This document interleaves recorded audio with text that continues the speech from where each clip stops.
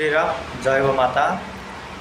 भुवनेश्वर राजधानी कन्याश्रम ठारे केउं भली भावे आम गोमाता को काटी गोमाता मांस बिक्री करिवार भयावह वीडियो आपण माने थरे देखंतु।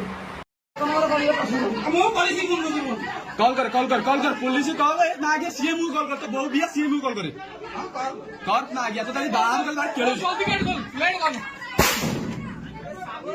मां गया तो बहुत बिया जानी नहीं तो बाजू का गया तू भीतर तो बहुत बिया था भीतर कॉल गया तू बाजू गया तू गया गोमांस बिक्री एवं गोचालन पाई हिंदू माने ही दायी।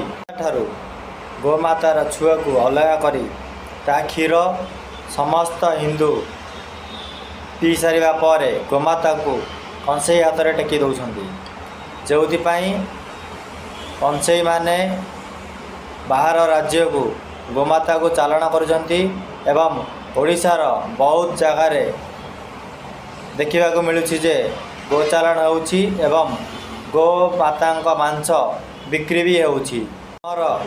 समस्त गोप्रेमी भाई माने भुवनेश्वर मास्टर कैंटीन छक ठारे मार्च 21 तारिख रे एते बड़ रैली करिला परे भी ओडिशा सरकार निगड़ निदर सही अच्छी जो गोमाफिया एवं गो माता मांस बिक्री बढ़िबारे चली। गोचालाण एवं गोमांस बिक्रीर प्रथम अपराधी होती हिंदू व्यक्ति।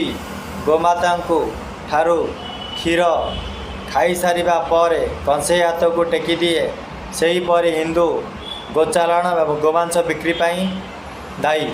सरकार को मोर अनुरोध ओडिशा रे गोचालाण निषेध एवं गोहत्या निषेध बिल पारित करिवे एवं गो माफिया को एवं गोचालाणकारी को जेतेबेले गोरक्षक भाई माने पुलिस रे दौरान सेमानंकु इनकाउंटर नहले मृत्युदंड देवाकू मोर ओडिशा सरकार निकट में अनुरोध।